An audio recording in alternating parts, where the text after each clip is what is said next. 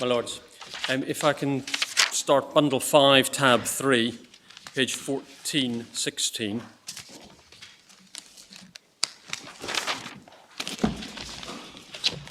Tab 3. Yep.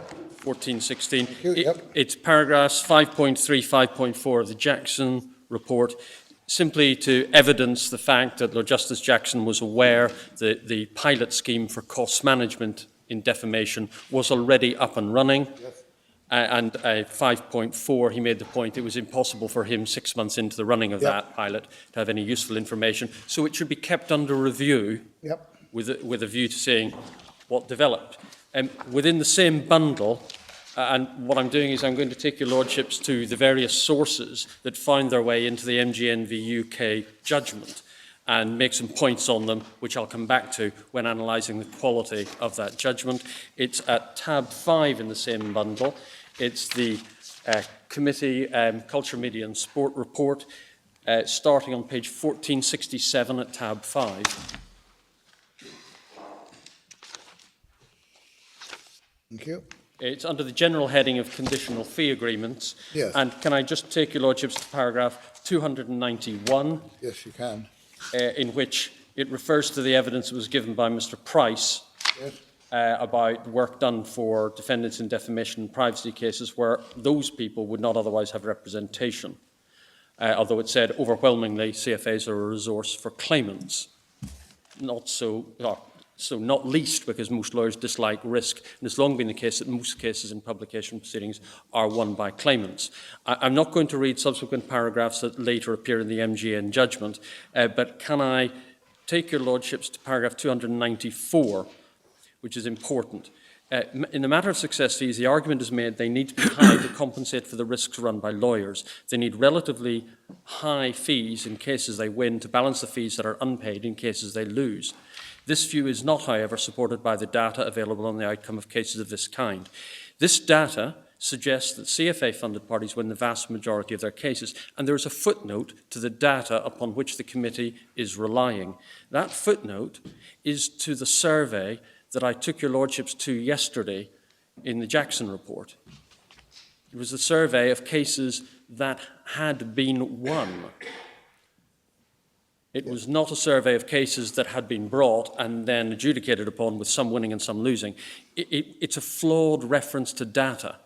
It does not in any way support a proposition on how many cases are won or lost.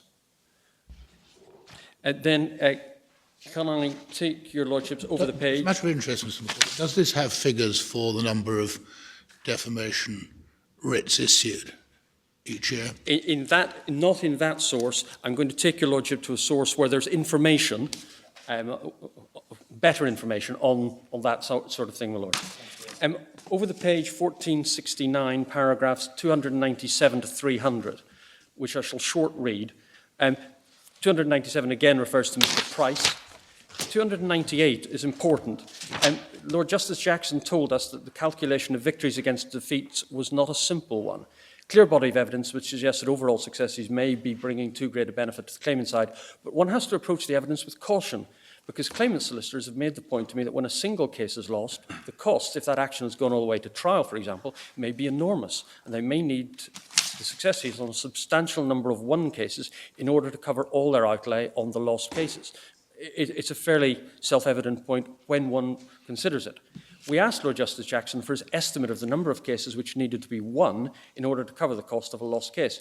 He wasn't able to provide us with an answer, and then he's quoted. I don't know, without the detailed research, which sadly does not exist, precisely how many won cases one needs in order to cover one substantial lost case. But I do not think one should adopt too simplistic an approach to this. And then in paragraph 300, in its latest consultation on the costs of defamation proceedings, the Ministry of Justice seeks views on the appropriate level for success fees, suggesting they should be capped at 10%. The evidence base used by both Lord Justice Jackson and by the Ministry is data relating to 154 lives, and it's the same data set again. Now, Lord Justice Jackson didn't in fact use that data set in the way that is suggested by the committee, but the government in its consultation process did. Now, I haven't taken your lordships to the consultation document, which is at tab 4 in that bundle. What I am now going to take your lordship to in a very short moment is the response. But before I do that, paragraph 307 of this committee's report on page 1471, the first two sentences. All the evidence we've heard leads us to conclude that costs in CFA cases are too high. We also believe that CFA cases are rarely lost, thereby undermining the reasons for the introduction of the present scheme. So where was it? Which one was that? It's at the very top of page 1471, Okay, right, yes, I see. paragraph 307, first two sentences, and particularly the second sentence. There's no evidential basis for that, certainly not the evidential basis that purports to be cited in the previous 2 pages. Just remind us of the page reference for the flawed data, which you say was in the Jackson report. The Jackson report extract, which cites that is, I'm taking your lordships back to it. It's on page 1407 of the same bundle. It's paragraph 1.2. It's tab 3. So it's bundle 5, tab 3, page 1407, and it's paragraph 1.2 of chapter 32 of the report. This part of the committee's report is concerned with the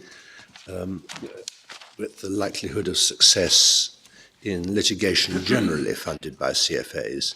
Is there any information specific to publication cases? Well, my Lord, the chapter 32 of Lord Justice Jackson's report is dealing with defamation and privacy. Does it have cases. comparable information to what is being given here about the proportion of CFA-backed cases that win? No, my Lord, it doesn't. Right. It doesn't, and the only evidence. Lord Justice Jackson worked on the basis of evidence, and this is a document which was submitted by the Media Lawyers Association. In fact, the ostensible purpose of that document was not to say we never win. It was actually a comparison of the respective costs in cases. Yes, but it it addresses the justification for allowing success fees on the basis that they're necessary as a premium against the cases that the same lawyers lose. Well, no, my Lord. It has implications for that point. Well, it has implications because this isn't an exercise which can be looked at. One matter can be looked at in isolation. It has to be looked at as part of an overall system. So it had implications for it, but it wasn't directed at saying. The Media Lawyers Association wasn't purporting to say 154 cases were brought and they all succeeded, because that would have been a nonsense. One's impression is, and it's purely a matter of impression, it's completely wrong, that defamation cases in particular have a relatively high propensity to turn out as not expected. Well, they certainly had that reputation when a jury had an input into the result. Now that they are decided by judges, there's no reason why they should be any less predictable than all other civil litigation. The nature of the issue is perhaps a little more intangible. Well, the nature of the issue generally, if the nature of the issue is the meaning of the words, that can be dealt with, and often Number is. of issues. There's the meaning of the words. There are the public interest defences. There are a variety of factors that are possibly less predictable than whether one is likely to recover damages for personal injury, say. Well, Lord, in respect of personal injury litigation, I would respectfully agree, that's as a generality. But in respect of many other areas of law, I suppose the relative complexities depend upon one's own legal hinterland. Yeah, I mean, personal injury and defamation may represent opposite ends of the spectrum. Perhaps. In personal injury, perhaps often the complexity arrives in the quantification of the damage.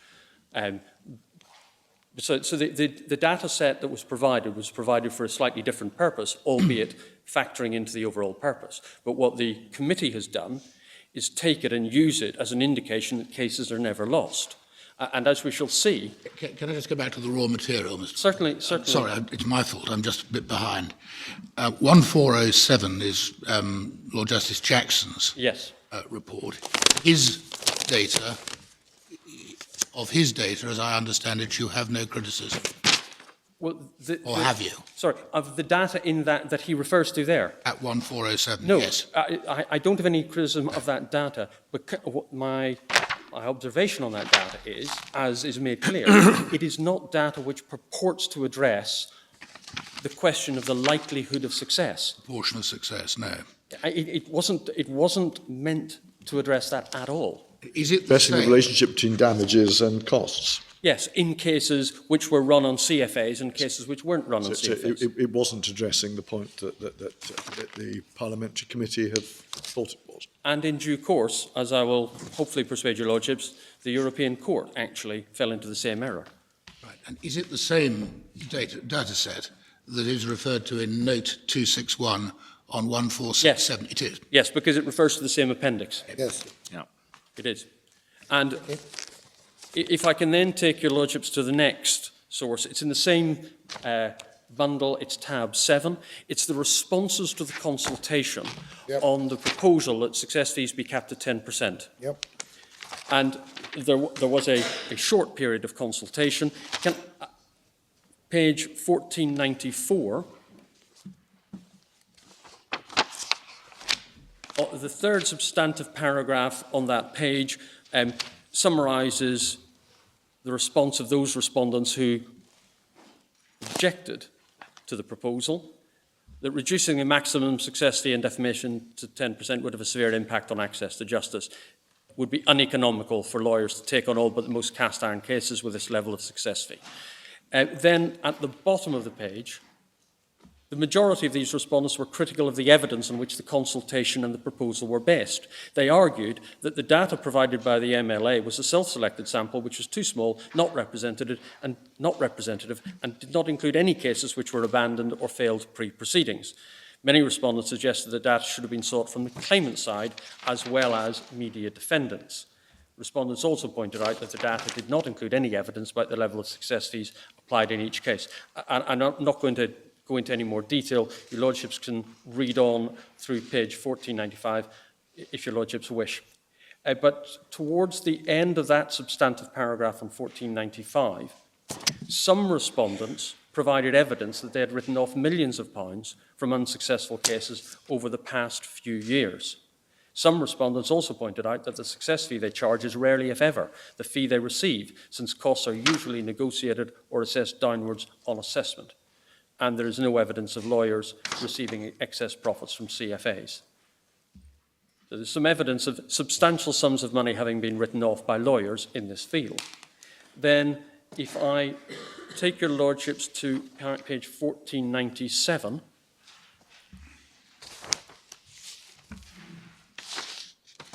the first question on which the previous passages were responses to was, do you agree that there should be a 10% cap? The second question was, what evidence would you offer in support of a maximum success fee in excess of 10%? And here we have, towards the middle of the page, again I'm going to short read, one respondent pointed out that the sample included details of only 3 trials, when there were 11 defamation trials in that year, 2008, of which the claimant won 8.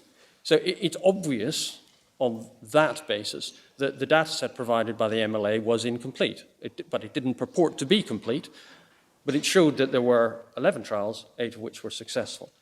Then in the next paragraph, respondents also challenged the suggestion that the majority of defamation cases were won by claimants. Several respondents provided data showing that between 1st of January 05 and 31st December 09, that's a 5-year period, there were 69 defamation trials, of which the claimant won 49, a success rate for claimants of 71%.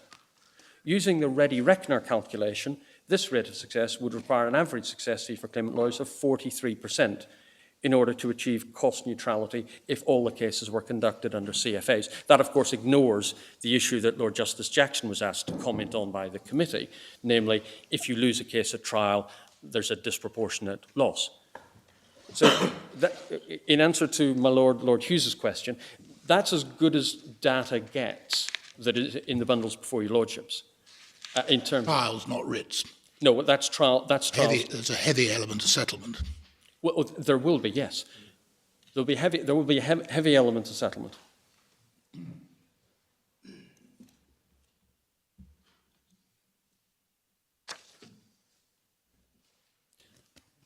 So, if I can then take your lordships into bundle 4, and bundle 5 can, I hope, be put away for good.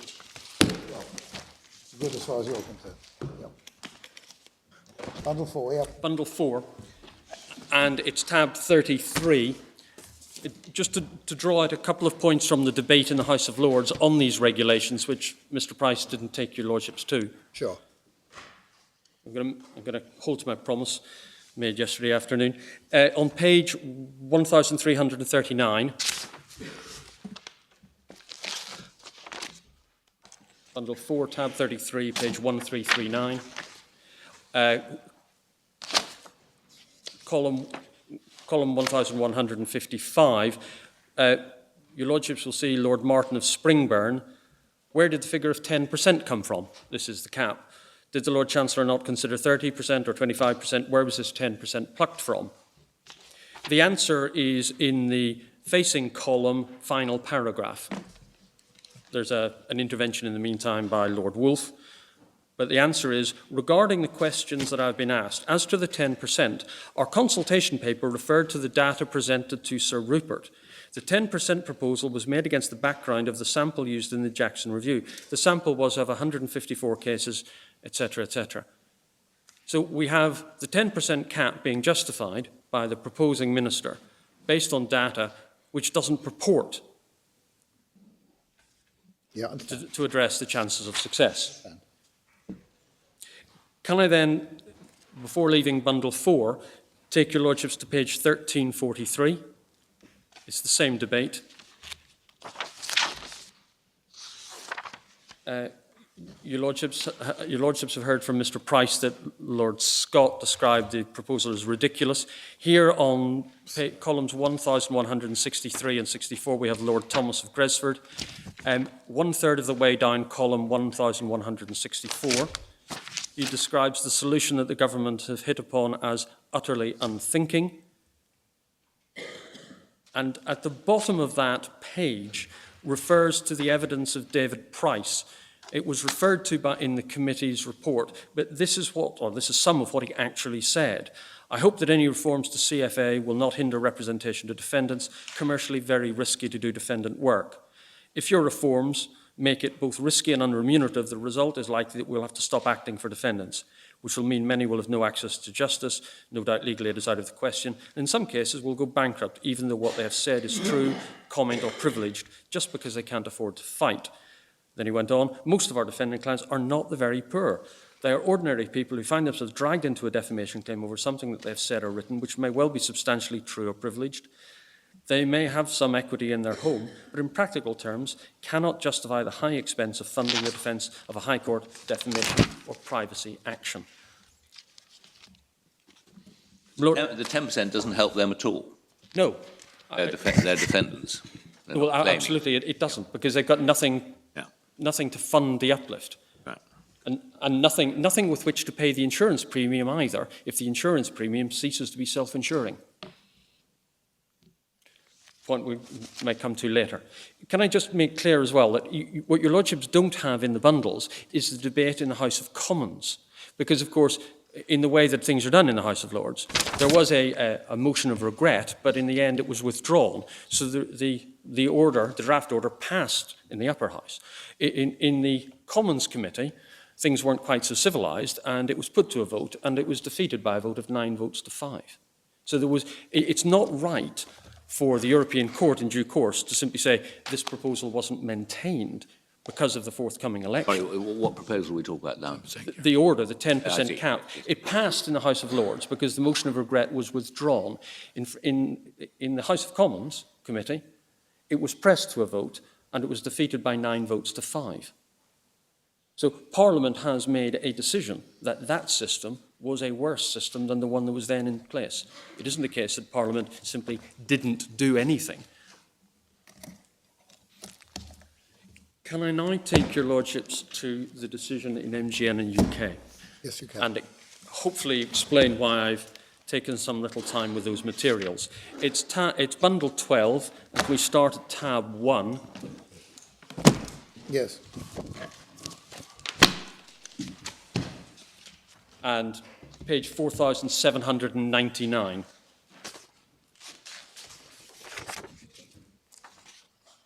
Tab 12, volume 12, tab 1, 4799. And the point here is, this is the question that is notified to the UK government. And it's question B. Yes.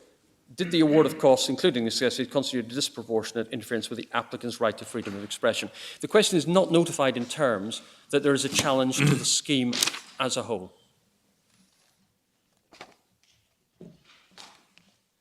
That's how the matters start. Of course, matters evolve, as they almost certainly did in front of the House of Lords as well.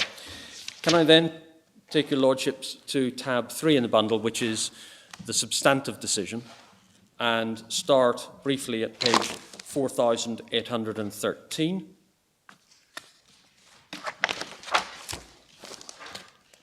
And the last sentence in paragraph 4, to make good what we've put in our written case, that this was a matter which was decided without any oral argument whatsoever. In due course, I'll demonstrate that the written submissions were clearly wanting as well. Sorry, which paragraph was this? It's paragraph 4. Sorry, thank you. And it's the final sentence. It's I have simply, it now, sorry. of course, Thank you. a hearing not necessary. I'm then going to take your lordships simply to page 4,839. Thank you. Yep. Which is the recitation of the Jackson Review. Yes. And your lordships see that over the next two and a half pages odd, the Jackson report is, for want of a better phrase, written into the record. And it, in due course, is adopted. What we say is that there are flaws in the Jackson analysis. Flaws in the flaws. Flaws in the flaw analysis, yes. I bear in mind, of course, that in Lawrence, at paragraph 53, my Lord, the Lord President observed that it's only the third flaw that can really bear on access to justice, rather than flaws 1, 2, and 4. But can I make some observations in any event? On the second of the flaws, paragraph 413 on page 4840, the assertion is made that the party with the CFA generally has no interest in the level of cost being incurred. Now, that may well be right in a full CFA light, but it's not in relation to a CFA proper. In a CFA proper, Yes. the client owes the entirety of the fees, subject, of course, to the usual solicitor-owned client protections. It's a false assumption. In relation to paragraph... You mean the client can have the costs assessed and so on, and so there are controls? And also... Can be liable if he doesn't recover it from the other side. Yes, in practice. absolutely. In fact, he's entitled to recover it. Doesn't mean that the other side will necessarily be good for the money. Yes. And as with all litigation, the client incurs costs with his own lawyers, and he recovers some costs from the other side. The shortfall is still his primary liability. I mean, if he wins but doesn't recover the costs for any reason. Well, even if he wins and does recover the costs, if the recovery is short, for example, if you have a client who insists on writing to his solicitor every day and taking time on the telephone, that will almost certainly not be recoverable inter partes because it's excessive. But if the client insists on doing that, the solicitor is entitled to charge for it and to charge on a solicitor-owned client basis. It won't be recovered inter partes, but the client still has an interest in not having excessive costs run up. That's the difference between a CFA and a CFA light. CFA light says, you're not going to have to pay anything because we will restrict our costs to whatever we get from the other side. A full CFA doesn't do that. But presumably, I mean, there is a reality in the temptation if you think that the likelihood is that the primary paying party is going to be the other side. You're not, neither the client nor the lawyer are likely to pay quite the same attention to the level of fees as they might otherwise. Isn't that a reality? Well, if the lawyer thinks that his time is being taken up and he's not going to get paid for it, one might think the lawyer would be concerned about it, my lord. And of course, the lawyer would have to explain the position to the client. Yes. Because the client has to be made aware of his rights, and it's one of the well, it's the only criticism that I intend to make of the Lawrence decision. There is the implicit assumption that lawyers would not, or the clients would not necessarily understand their exposure. They would, because they get client care letters, they get everything that a private client gets. They just have a CFA as well. Unless it's a CFA light. Unless it's a CFA It does light. rather encourage the arms race, doesn't it? My apology? It does tend to encourage the arms race. Well, it can have that effect, but it doesn't have to have that effect. No, all right. Especially not if you've got cost management involved. And that's the second part of the second flaw is paragraph 414. Of course, when Lord Justice Jackson wrote his report, cost management couldn't yet be assessed because it was only in play for 6 months. But by the time we get to Strasbourg, cost management has been in play for a year and a half. And yet there's no recognition that it's there. And that is a fundamental weapon against the arms race, if you like. The third flaw is the one that we accept exists in terms of the burden on costs. But as was remarked by my Lord the Lord President in Lawrence, it has to be remembered that defendants are able to take out AT to protect themselves against these potential burdens. It's a much less attractive commercial proposition, though, is it not? Defendants' CFAs. Well, the answer is it will depend on the merits of the individual case. I can't dispute my Lord's proposition that across an overall basket of cases it may well be less attractive. But it doesn't mean it can't be done. And it's something that needs to be put into the balance. The suggestion that there's simply no way a defendant can protect itself against this would be wrong. Well, I mean, that's a statement made without evidence as to the practicality. Lord Clark in Lawrence and Fen Tigers, I think, addressed the problem that if both sides arrive at roughly the same assessment of the risk, then logically only one side ought to be able to get an ATE. I mean, you can't both. No doubt it happens that both sides assess their prospects at 75% winning, in which case no doubt they can both take out ATEs, but one hopes that counsel aren't usually as inaccurate in their predictions. Well, what's more likely to happen is that counsel on each side assess their chances of success are somewhere between 55 and 60%, in which case the ATE cover may well be available on the basis that that's what risk is all about. And of course, one assumes that, for example, in our case, the defendant had advice from counsel that said, yes, you're more likely to win than to lose. Now, if they didn't, they shouldn't have been there. It's very hard to generalise, but on the whole, certainly in my experience, rational litigants only find themselves actually in court at the end of the litigation process in cases where they are getting different advice about the prospects. Well, my Lord, that may be due to differences in the legal assessment, but it's actually more likely to be due to counsel's assessment of the likelihood of their client's story being accepted. Indeed, and that advice is given without the benefit of looking the opponent's witnesses in the eye until they're actually in the witness box. So there's no inherent unlikelihood in AT insurance being available on both sides. Yeah, the difference is the claimant can choose whether to bring the proceedings and pursue them, the defendant can't. Yes. Well, but that, of course, begs the question whether or not that choice is one that's thrust upon him by the defendant, having said something that is so seriously defamatory about it. Absolutely.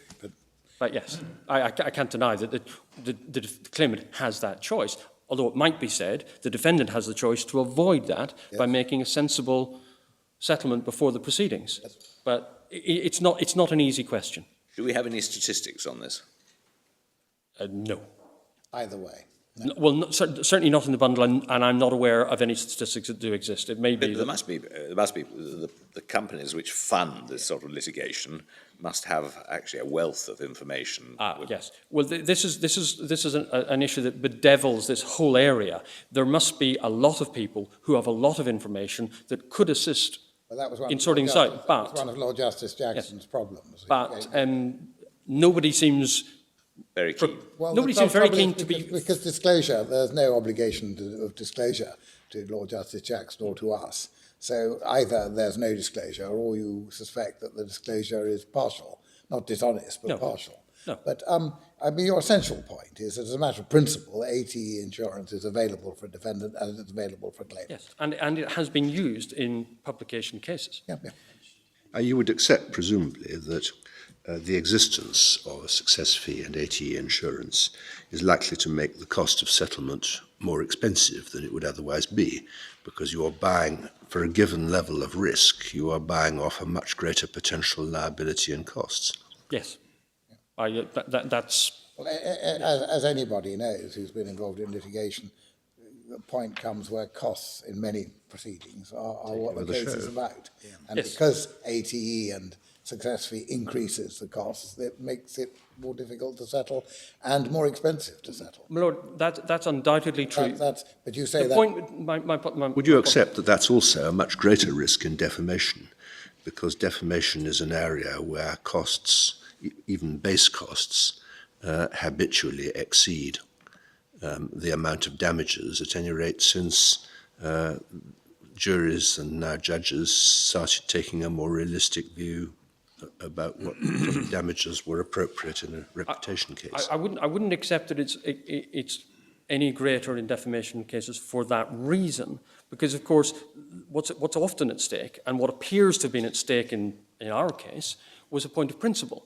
The newspaper simply wasn't prepared to accept that what it had published was defamatory of my client, and that therefore there should be an apology and a retraction. I think Lord Justice Jackson's figures showed that in the average personal injury case, the costs exceeded the damages, didn't it? Well, that's because it depends which average you're looking at, because there's a very large number of very modest cases. Exactly. And in personal injury cases, you do have the added problem of medical experts. Right, but all I'm saying is that in that sense, there's nothing special about defamation, if you look at the average personal injury case. No, that's right. To be fair, the imbalance is greater in defamation cases. And there's a historical reason for that, which is that traditionally, or because it was only possible still to bring a defamation action in the High Court, for historical reasons, all those lawyers who dealt in defamation were close to the High Court. Those who generally were able to access the High Court were either Fleet Street newspapers, who were close to the High Court, or rich people who tended to gravitate around London. And even now, you can't issue proceedings in the county court for whatever reason. So there's a historical reason why the solicitor rates tend to be high. It's because they tend to be congregating in the area where high fee rates are permitted under taxation rules. It's very difficult to avoid anecdotal and imperfect anecdotal Yes, it is. experience. The archetypal libel case is a claimant, whether wealthy or not, against a large newspaper. Are there many which are generated, as it were, at the parish pump level? I don't mean local newspapers, I simply mean disputes where something has been said which arguably shouldn't have been said. Does anybody know what proportion of non-media defamation cases there is? Well, my Lord, someone may know, I don't, and I'm not sure that anyone... The problem with this is there are all sorts of disputes, whether or not they actually generate High Court proceedings, whether or not they're dealt with on CFAs or CFAs on both sides, one simply doesn't know. Lord, as Mr. Loughlin has told me, I'm already more than halfway through my allotted time for this morning, so I'm going to crack on, if I may. On page 4842, there's a recitation of the report from the Culture, Media and Sport Committee. Can I just draw your Lordship's attention to the paragraph 117 of the judgment, which sets out some of the paragraphs, but what it doesn't do is set out paragraph 291, which referred to David Price, At 294, it refers to the data suggesting that CFA-funded parties win the vast majority of cases. It doesn't incorporate the footnote, but of course that is a reference to the false data. Sorry, your lordships know what I mean by false. It also omits paragraphs 297 to 300, which is where Lord Justice Jackson says you can't be simplistic about this, and then concludes with 307, we believe CFA cases are rarely lost. Over the page at 4843 to 4844, there is reference to the abortive attempt to bring in a 10% cap. There is a reference within paragraph 119 to the conclusion of the government, but that conclusion makes no reference to the evidence that was provided in opposition to the proposal, to which I took your lordships before.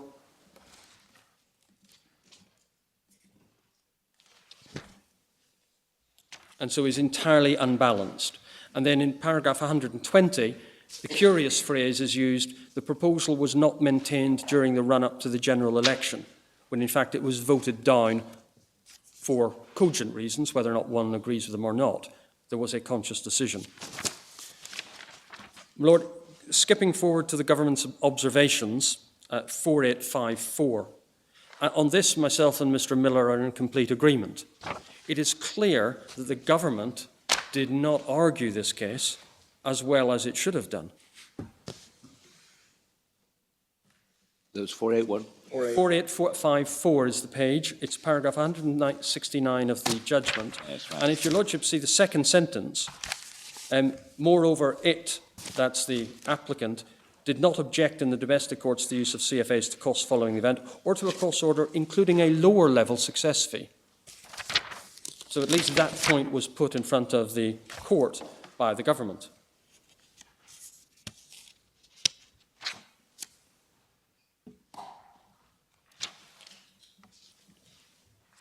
Lord, as I don't have a great deal of time, I'm going to then take your lordships to the most pertinent section of the court's decision, which starts on page 4859 of the bundle, which is, was the interference necessary in a democratic society? Yes. And 199 sets out the balancing exercise, which is said needed to be struck, which was between Articles 10 and 6. Now, we say it's a fundamental error to omit the Article 8 rights in play, and also to acknowledge that there are Article 10 rights on either side of the balance.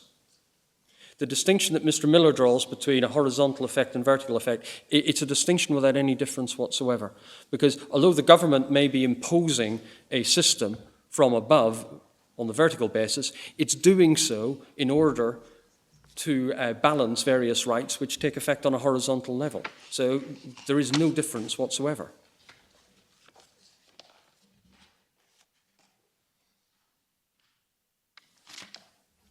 And can I just draw attention to the final four lines on page 4860, bottom of paragraph 203. The consultation process highlighted the fundamental flaws underlying the recoverable success fee scheme, particularly in cases such as the present. Court has therefore set out this public consultation process in some detail above and has highlighted key elements below. So it was clearly a matter which the court considered was important. Then on 4861, the court reviews at paragraphs 206 to 209 the first three flaws of the Jackson report, basically adopting them. At the top of page 4862, there is reference to the problem having been highlighted by the judiciary in other cases. There's a footnote number 73, and that is a reference to Turku and King, which are cited earlier in the judgment. I didn't take your lordships to them. That's the wrong chill effect, as I indicated yesterday. That was the chill of CFA with no ATE. So the press or the media was in a no-win situation. They could win and still pay their own costs. So it's the wrong chill effect. Yes, I see. Now, my Lord, That was all out of Lord Hoffman's speech, at the end of Lord Hoffman's yes, but it's coming in here. I understand. It's coming, and then the final point I'm going to make on the substantive judgment, paragraph 217 on 4864, and this may well explain why the judgment is so poorly reasoned. The government did not address in detail the public consultation process, much of which had taken place after its observations were submitted in March 2009. Now, that's before Lord Justice Jackson's report was published. It's before the consultation process for the 2010 regulations began. It's before the Culture, Media and Sport Committee's report was published.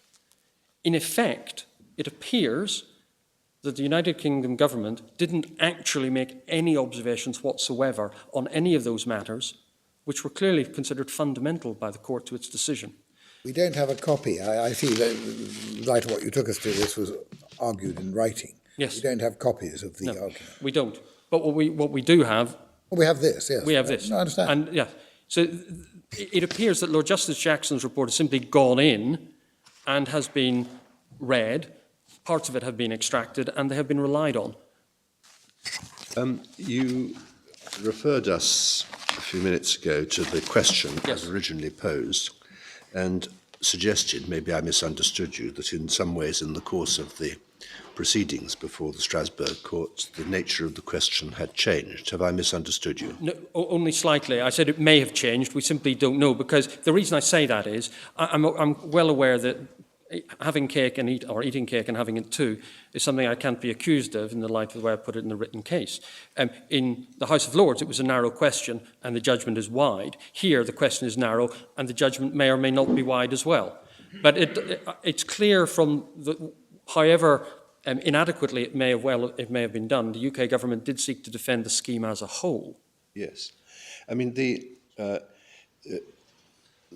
point, the dilemma about whether you decline to apply a subsisting system on which litigants have relied, was an issue that could have been taken in the Campbell case at the Strasbourg court level.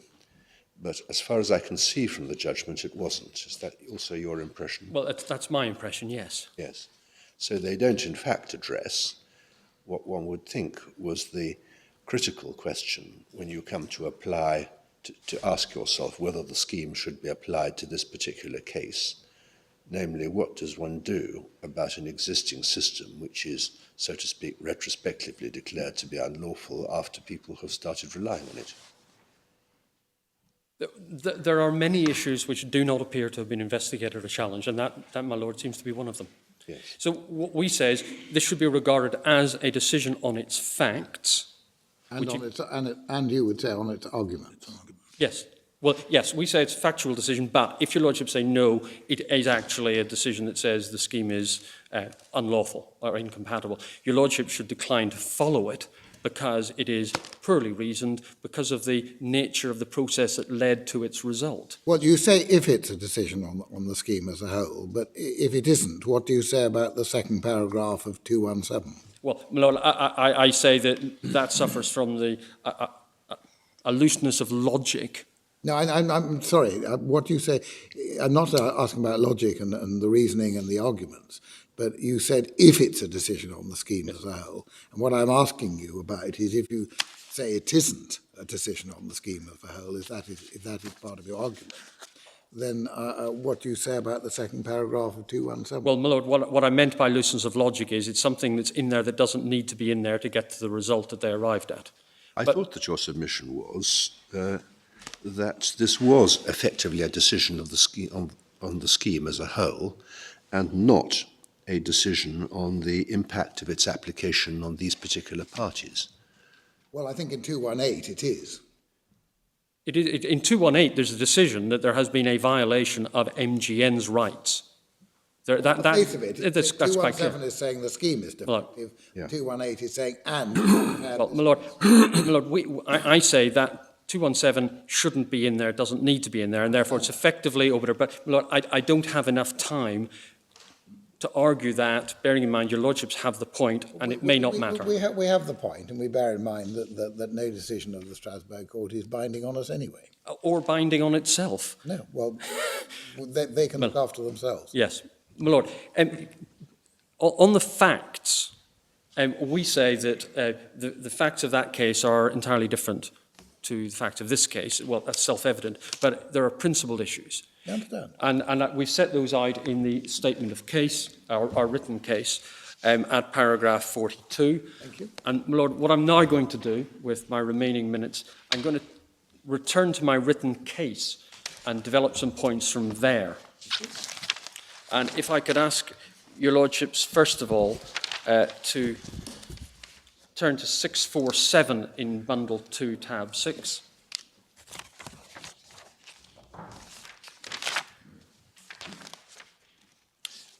We've set out in 2 or 3 paragraphs the basis upon which this court does or doesn't consider itself duty-bound to follow, as well as taking into account cases. I'm not going to trouble your lordship by developing those. We then, over the page at 649, there's a section which invites your lordships to effectively say Campbell number 2 makes a principled decision, and therefore we're going to follow that, even if we might come to a different conclusion ourselves, on the basis of, again, principles that are well known to your lordships and I don't intend to develop. Most recently, the Nauer case and Willers and Joyce. There is a desire for legal certainty, particularly where we're dealing with individuals acquiring rights and acting on the basis that a House of Lords case remains the applicable law. But, my lord, and we say this is not a case such as those in Pretty and Marper, where there clearly needed to be a change. There doesn't in this case. Then, in relation to what MGN v UK decides, and this is paragraphs 27 to 31 of the written case, your lordships have the point already. Can I just help with the mathematics? As far as my researchers have revealed, the amount that was received by MGN was £79,000 against a claim which was made in this. Translating the euros. That's translating the euro as at the date of the judgment that was given. So it's £164,500 claimed, £79,000 awarded. So slightly less than half. Yeah. And your lordships have the point. Regardless of the difficulty of assessing the compensation, if the UK government's submission had been effectively trying to go behind what the European Court had intended to rule upon, one might expect that the European Court would have said so. My lord, then I don't intend to deal with the subsequent events. Mr. Price has dealt with those, and I think Mr. Tomlinson will be returning to those. So can I then take your lordships to page 666, an inauspicious number perhaps, but paragraph 74 onwards. Yeah. And we now reach the point where we have Lawrence. Yes. And, my lord, my submission quite simply is this: the majority in Lawrence was obviously right. What we say also is this: although everybody proceeded on the basis that MGN and, well, I say everybody, the majority proceeded on the basis that MGN in UK was distinguishable, and therefore the Article 10 issue didn't need to be factored in. We say that on a true understanding of MGN in UK, or a true understanding of the rights that are in play, the exercise your lordships are conducting is in substance no different to that was conducted in Lawrence. Because the implicit assumption in Lawrence is that the Article 10 right in MGN UK went only one way. It would have weighed in favour of the respondents, the paying parties. We say that's a fundamental misunderstanding because it fails to put into the balance the Article 8 rights on the receiving party's side. And so effectively you end up with more or less the same balancing exercise that was being conducted in Lawrence.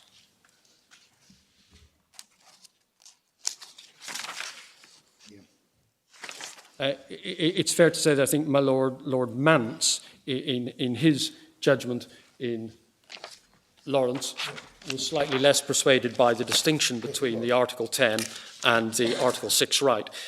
To the extent that there's any difference between his approach and that of my Lord the Lord President, I would tentatively suggest that my Lord Mance was closer to the mark. Well, that'll go down well with one of us. It's a start, my Lord. It's a start. So, my Lord, on the substantive issue, we say Lawrence is right. Lawrence technically binds this court in any event, and there's no real difference. Yeah. Can I make some observations then based on the section of the written case from paragraph 81 on to 88? And this is the chill. Yes. Mr. Miller upbraided myself and my correspondents for not understanding the nature of the argument. We do understand the nature of the argument, but when we draft our written case, we respond to the written case that's put before us by the appellants. And the appellant's case, paragraph 67 to 69, asserted an actual chill, and we have addressed that. In my submission, we've addressed it quite comprehensively. We do not say that unless there is forensic evidence for your lordships, no chill can be established. There is very little in the way of forensic evidence that can be put before the court to deal with the issues that you're having to wrestle with. What we do say, however, is that a system that has been in place for 16 years and is said to be wreaking the sort of havoc, potentially, with freedom of expression, one might have expected at least one or two examples of things that have in fact occurred if it is actually causing any real risk. Of course, whether or not there is a chill will depend on the extent to which the risk exists and what happens when that risk comes to pass. But what are they supposed to say? We chose not to publish the following because although we're now publishing it, we were inhibited by the dangers. Well, my Lord, they could because whatever they would put forward by way of evidence would be privileged. Well, it would. But... Well, my Lord, the answer is you pose a question, I give you an answer. That's all right. There are very few simple answers in relation to this. But what they could say is we have actually refrained from publishing stories, and they don't. What they say is, well, there's a risk that we might, or that somebody else might. But nobody actually says, well, yes, I have in fact not published stories. And there's no way of assessing whether or not the risk has come to pass at all. Now, I do not pretend that the potential liabilities that a publisher faces do not operate as a disincentive to publish on certain occasions. But as we say in our written case, that is a healthy thing. It is part of the responsibilities of those who publish that they should think twice about what they are going to publish. The liabilities that they face will by and large reflect whether or not what they are publishing is Article 10 consistent in the first place. Now, of course, this is a question of degree. But to say that simply because we've chosen not to publish, that must be evidence of a chill is far too simplistic. And we say also in this context, it's important to bear in mind that unlike the position adopted by the respondents, you should not regard the cost regime in isolation. This is a system of law which has developed over time to balance the rights of the parties and of society. It developed before we had the Human Rights Act. It develops now in terms of Articles 8 and Article 10 and Article 6. And when the Defamation Act of 2013 was in progress, the government expressly said this will impact on costs because it will be part of the rebalancing. And it's right to observe that the 2013 Act did rebalance the substantive law in favour of defendants. The Section 1 threshold of serious harm has had a very real effect. The abolition of jury trial has had a very real effect. So when people need to consider, am I chilled by the risk of costs, they can now say, well, actually, this is not actually going to be a very expensive case because a judge will decide the issue of meaning serious harm, fact or comment, before a defence is served, and therefore before the stepped uplifts really kick in. In this case, the uplifts rise 28 days after defence is served. It is now the usual for issues of meaning, fact or comment, or serious harm, if they are in dispute, to be addressed before a defence is filed. Because that's the most cost-efficient way of doing it, and therefore the uplifts will be lower. And if a newspaper or a publisher loses at that stage, it can make the offer of amends.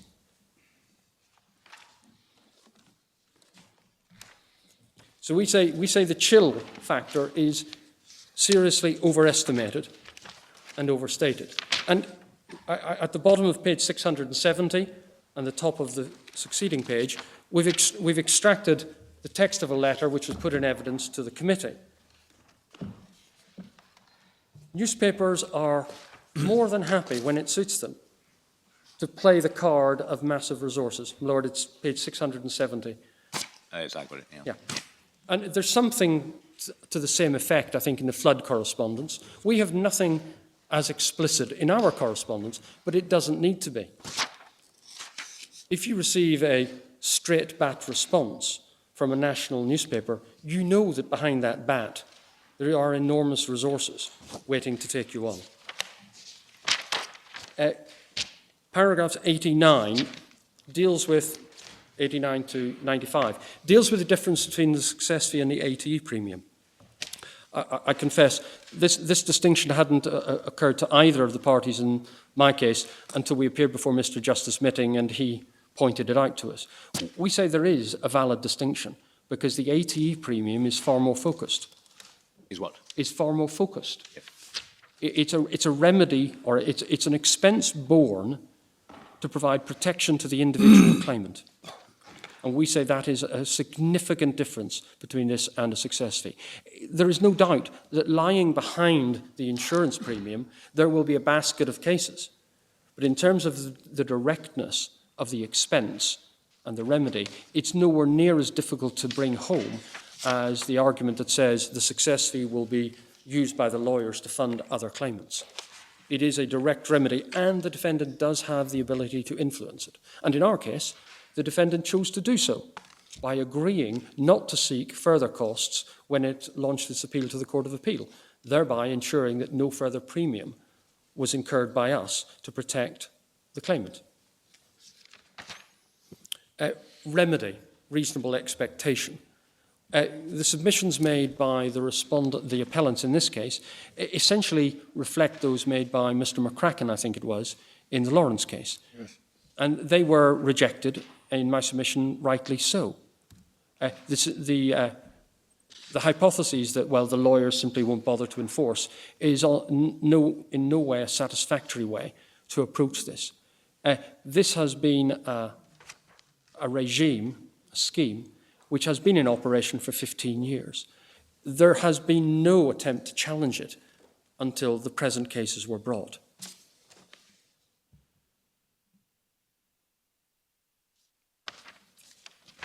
We've set out in paragraph 97 the one very short-lived attempt there was to raise this matter formally by MGN itself, which didn't last very long at all. And then the point appears to have been left to one side, to be picked up now. In the intervening period of time, CFA uplifts and ATE premiums have been paid as a matter of routine, and people have relied upon that. Paragraph 102, I make reference to the MGN Hermitage case, which I mentioned yesterday as part of the annex. And as I'm on the annex, dealing further with my Lord Sumpson's point, it is a lawyer's recollection source.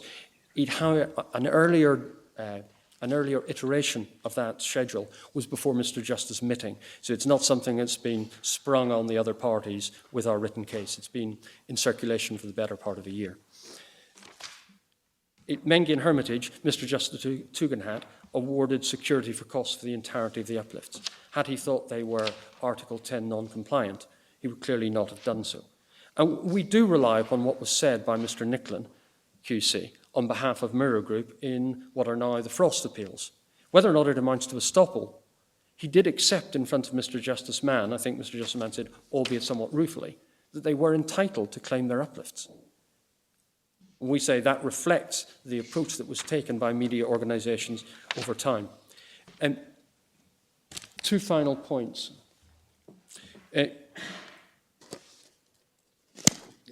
First, paragraph 107 onwards of the skeleton.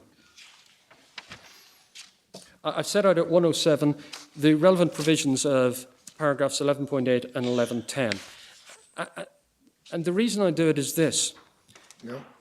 To the extent that the court is concerned, well, the court is obviously concerned about this issue. In my submission, there doesn't appear to be any reason why the value of the Article 10 rights and the Article 8 rights that may be in play could not be taken into consideration in the exercise which is contemplated by paragraphs 11.8 and 11.10. 11.8 sets out, for these purposes, 3 matters which may be included in deciding whether a percentage increase is reasonable.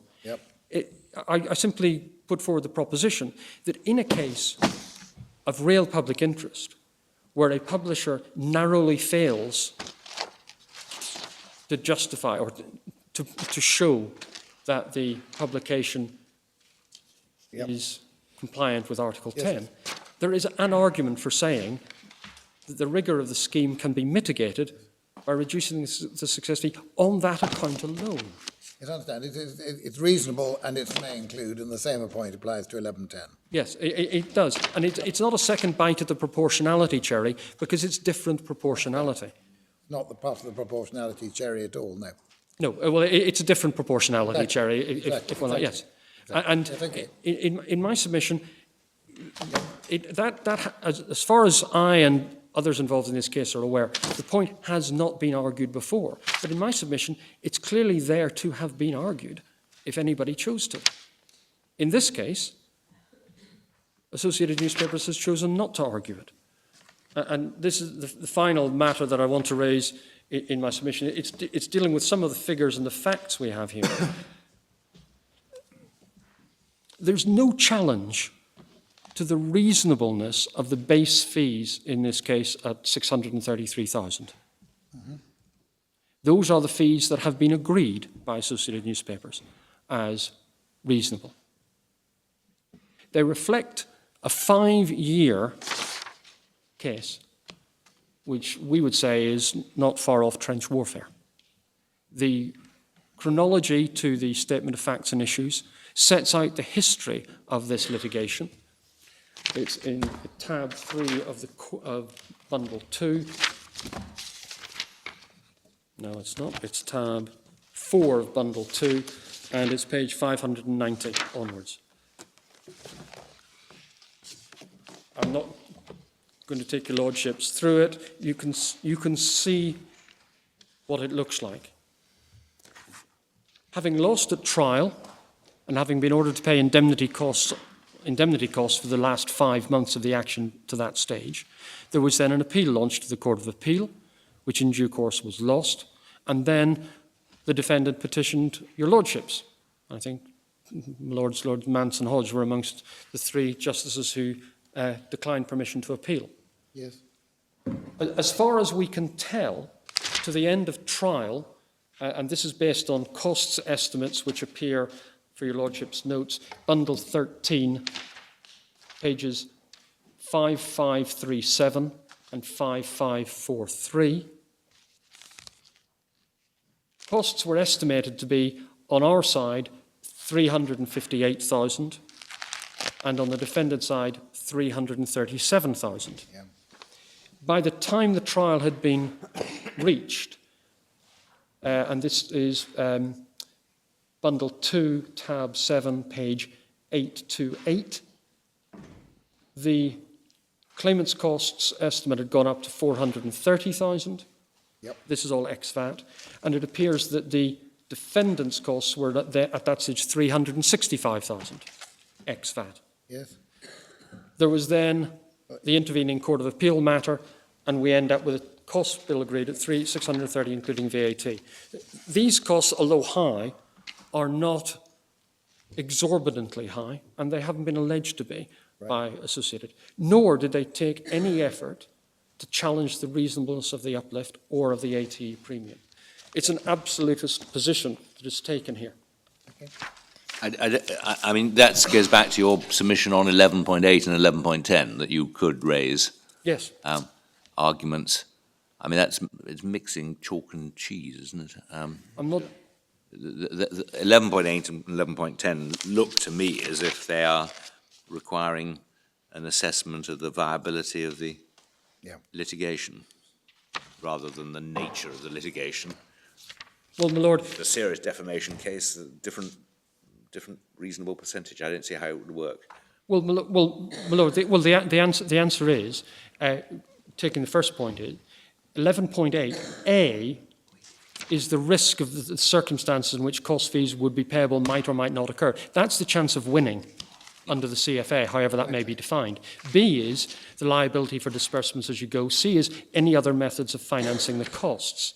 Now, so A is one of the matters, so the chance of winning is one of the matters. There's no reason in principle in my submission why you can't say the value of the rights at stake, and of course this does have to be assessed as at the date the CFA is entered into. But even at that stage, it should be possible for lawyers who are getting involved in this type of work to take an informed view about whether, for example, the article about which complaint is made is a piece of tabloid gossip tattle with absolutely no public interest, or whether or not it is a matter of high public interest. But, my lord, I don't press it as a primary submission. I say it's there as a possibility. And if there is a real fear that this scheme is Article 10 non-compliant, I say that is an escape valve, because it does allow some mitigation of the potentially higher fees, which is something that the European Court of Justice, European Court of Human Rights, if we were back in front of them arguing this case, would clearly have to consider. It's not an all or nothing scheme. Yes. Well, we have that. I think you're into it. I've just received the thumbs up from Mr. Loughlin, which tells me that's my time up. So unless your lordships wish to hear me for any longer, I'm going to sit down. You've just avoided the thumbs down. Thank you very much. Thank you, Mr. McCormick. Thank you, my lord. Mr. Loughlin. Nothing. Mr. Tomlinson. My Lords, the respondents in this third appeal are 23 claimants in the managed mirror phone hacking litigation. This is not a defamation case unlike the other two, and I'm not going to say very much about defamation. This is litigation which exposed widespread, systematic, concealed invasions of privacy and criminality in the Mirror Group national newspapers. It's litigation in which the Mirror Group did not seek to contend that the conduct of its journalists was in the public interest or that its Article 10 rights were engaged. It was unjustified and unjustifiable wrongdoing. Lord Panic began yesterday by taking the court to the costs and the levels of costs in relation to the various claimants. As we've said in our case, this court obviously is not in a position to assess cost and doesn't know what factors were involved in incurring them. But it's perhaps important, certainly when it comes to remedy, to remind the court of the background to this litigation. There was a trial of 8 representative claims which took place over the course of 4 weeks before Mr. Justice Mann. That trial involved the resolution of certain common issues which were valuable for the rest of the managed litigation. And there's something like 200 cases proceeding. So the costs relating to these claimants are costs, some of which have knock-on effects and saving costs in subsequent litigation. It was found that Mirror Group had engaged in a systematic campaign of covert criminality, which lasted over a period of some 11 years. I'll just give you the references in the trial judgment. The papers contain two versions of the trial judgment. There's the one from the Fleet Street reports, which strips out all the boring facts, and there's the one which has all the facts, which is in volume 14. Volume 14, tab 3, page 5886 is the reference for the beginning of the criminality, and it goes on, which was in 1999. Some of this, 886, did you say? Yes, some of this is redacted, is that right? yes. So if we want to cite or refer to it, anything with the red line against it, we shouldn't refer to in an open judgment. Is that right or not? I'm not sure we're going to need to refer to any of it, but I don't... The red line, I'm sorry, the redlining in fact only shows what was taken out of the Fleet Street reports. So, so it's not that this is a public judgment. The whole thing is public? Yes. Fine. So the 5886 is the beginning of the criminality, and the end is 5974. Yes, because I just to make absolutely sure, 5802 has an important note about confidential reporting restrictions. Yes, yes. That's why, but any of it can be quoted. Yes. Thank you. Or criminal proceeding. And there's no criminal proceedings pending. So No, that's fine. That's fine. The criminality ended in 2010. That the reference of that is it refers in relation to Mr. Gascoigne, page 5974. The cause of action was misuse of private information, which obviously falls within the exception for LASPO, which was brought in 2013. The background to the case was that the Mirror Group had consistently and falsely denied that it was engaged in any wrongdoing, including denials on oath to the Leveson inquiry. When the claims were issued in January 2013, the Mirror Group denied liability and sought to strike them out. It pleaded defences denying liability, and it only made limited admissions of liability in September 2014, nearly 2 years after the actions had been brought. It consistently failed to comply with trial directions from the judge requiring it to plead its admissions. The reference for that is paragraphs 21 and 22 of the judgment at page 5811, which is in bundle 14. Yep. The admissions it made and the way it made them derailed the cost budgeting hearing, which had been fixed. So cost budgeting was not possible in this case, although it was contemplated. It fought throughout the generic case on phone hacking being advanced, raising a number of challenges for the claimant's applications for generic disclosure. As I've said, it didn't rely on any public interest defence, and it's perhaps just worth looking at the way that Lady Justice Arden put it when dismissing the appeal. Volume 7, tab 2, this is the judgment beginning at 2524. This is the judgment where... Which page? I'm so sorry. It's 2333.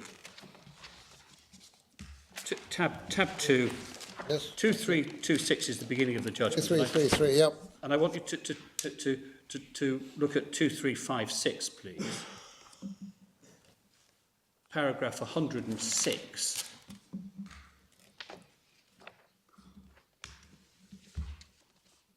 And Lady Justice Arden, this is the as it were, the peroration of the judgment dismissing the damages appeal. As far as I can see, there were no mitigating circumstances at all. The employees of MGN instead repeatedly engaged in disgraceful actions, ransacked the claimant's voicemail to produce, in many cases, demeaning articles about the holiest members of the public in order to create stories for MGN's newspapers. They appear to have been totally uncaring about the real distress and damage to relationships caused by their callous actions. There are numerous examples in the articles of disclosure of private medical information, attendance at rehabilitation clinics, domestic violence, emotional calls to partners, details of plans for meeting friends and partners, finances, details of confidential employment negotiations, which the judge found could not have been made if the information had not been obtained by hacking or some other wrongful means. The disclosures were strikingly distressing to the claimants involved. So that's the nature of the claims in which these costs were incurred. The appellants not only consistently failed to comply with the judge's directions in the course of the litigation, when it came to costs, which they now complain about the assessment, they refused to engage in ADR over the common costs assessment.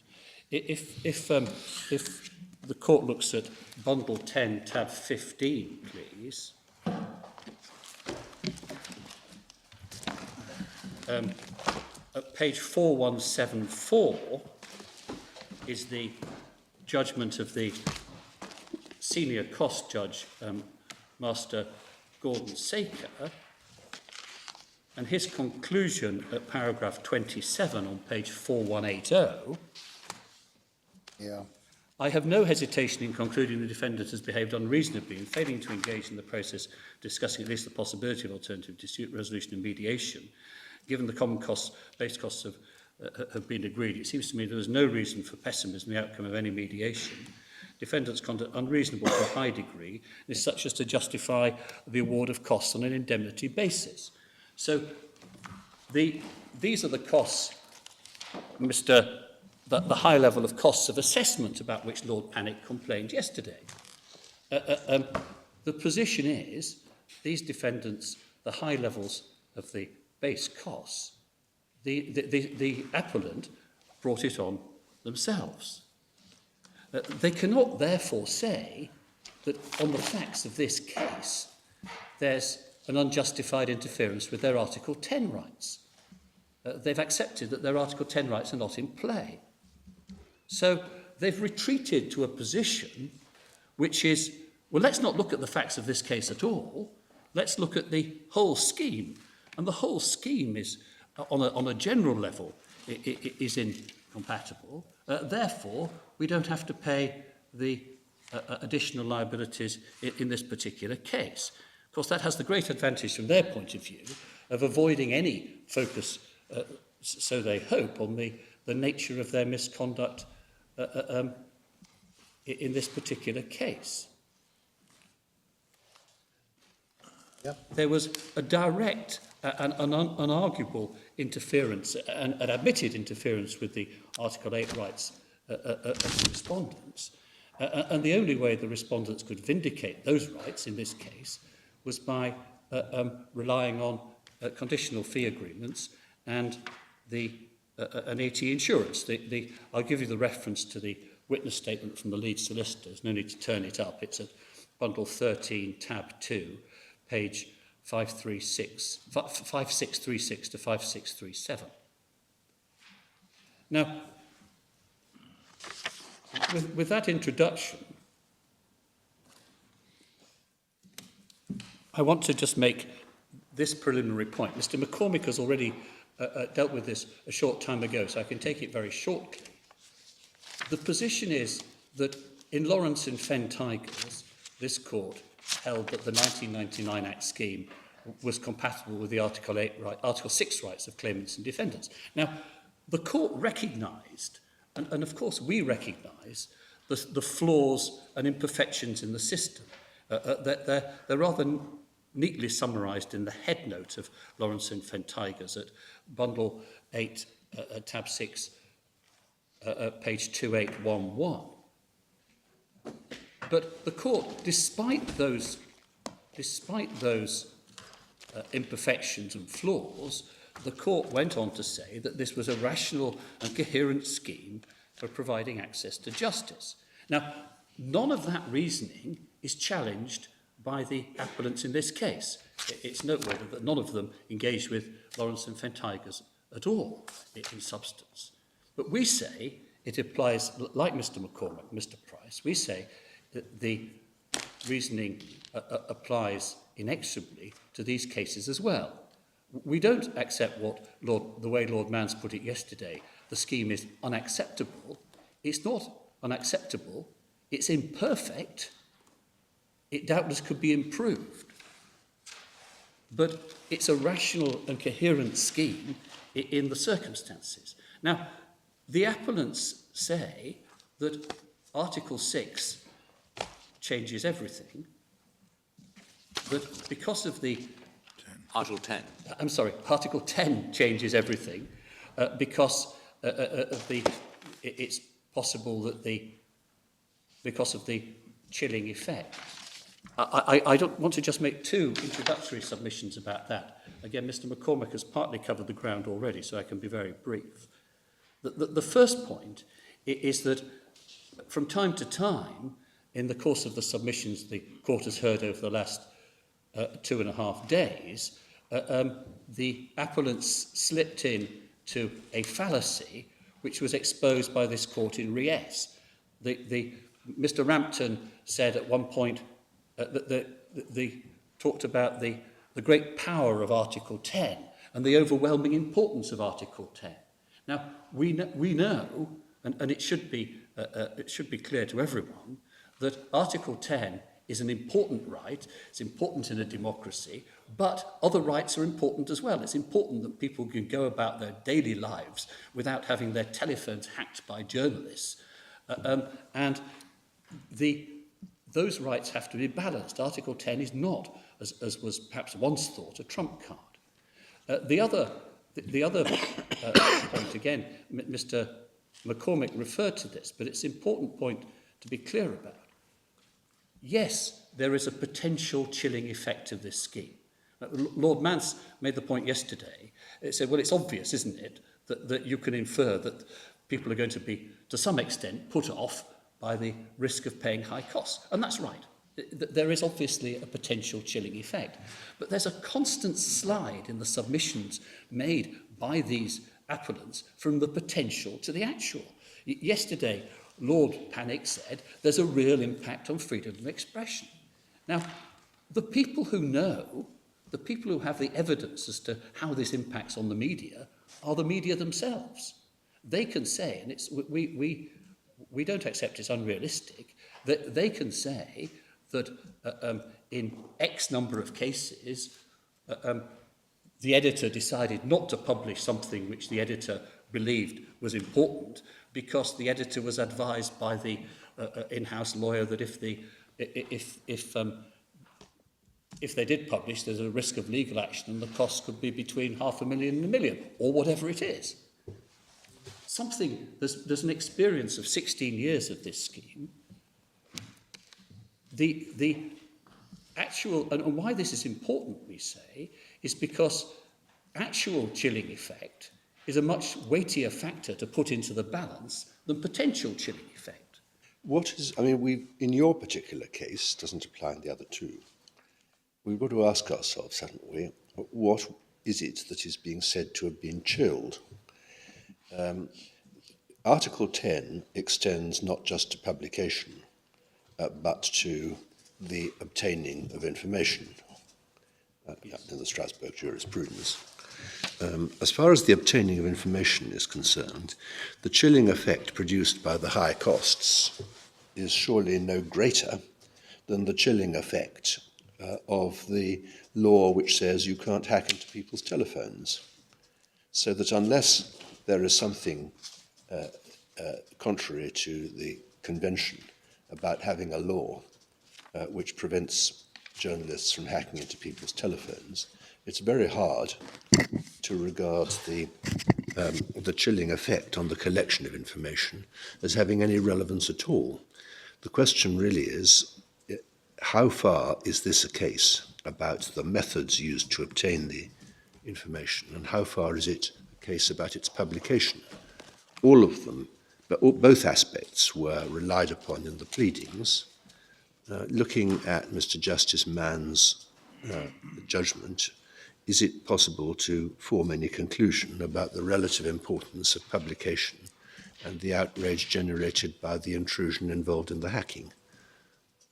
Well, my Lord, I answer that in two ways. The first is, it is possible because in his very detailed assessment of damages. He awarded damages for hacking, he awarded damages for publication of articles. He separated them, did he? He separated them. That there's a, as it were, a wrong by wrong, person by person assessment of damages. And I would say roughly that publication is probably a third or perhaps a quarter of something along those lines. But more generally, as I understand Lord Panic's case, he would accept that chilling illegal criminal conduct is a very good thing.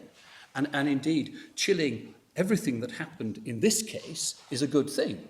But he would say, well, that doesn't matter. I'm not sure that he unequivocally accepted that.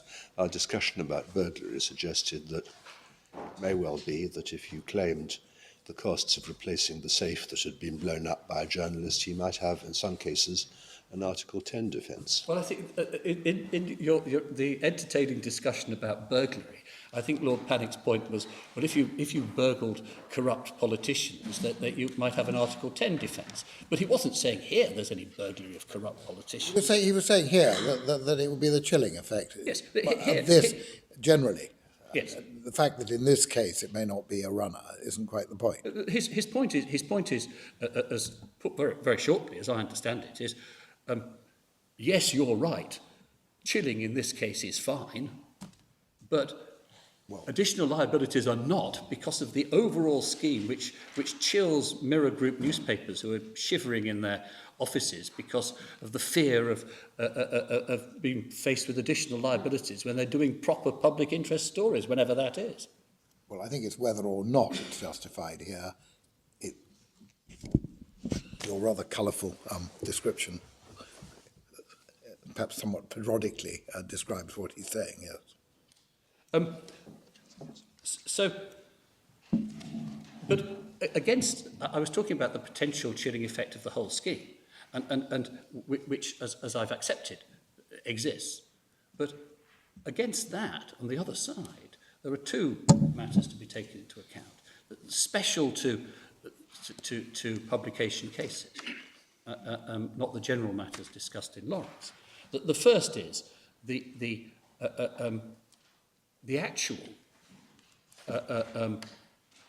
effects or potential or actual effects on the Article 8 rights of claimants, because claimants, if they don't have access to justice, then there's an obvious damage to their Article 8 rights. I'll come on to I'll discuss that in more detail in a few moments. So there's the damage to effective access to justice, but there's also the question, and Mr. McCormick has mentioned this, but it is an important point. Article 10 also applies when the Article 10 rights of defendants need protecting when they're sued by unmeritorious claimants. The large majority of defamation trials are now not cases brought against the media, they're cases brought against individuals. Lord Hughes raised the question, according to my calculation, there were 13 defamation trials in the last 2 years, only 2 of which were against English media organisations, one against the BBC and one against the Times. Incidentally, and we make the point in our... The other 9 were all against individuals, were they? Well, there's 1 or 2 against the foreign media, against companies or individuals. Do you agree that really if one were able to undertake a proper examination of the impact of the scheme, what you'd have to be looking at is cases begun rather than cases which reach trial? But, my Lord, of course, that's right. Your Lordship also asked the question, which I can assist on, as to how many defamation cases have begun.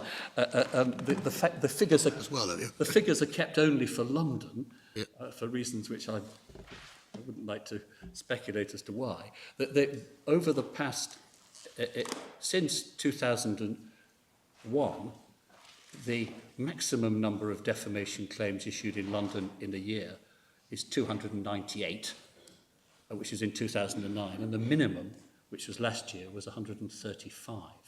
I say last year, 2015, the last year for which statistics are available. But I was going to make one other point. The two cases against the British media, we refer in our not necessary to turn it up, but in our case, that's 3 tab 6, page 991, footnote 4. Both of them were brought on CFAs by claimants, and both lost. So these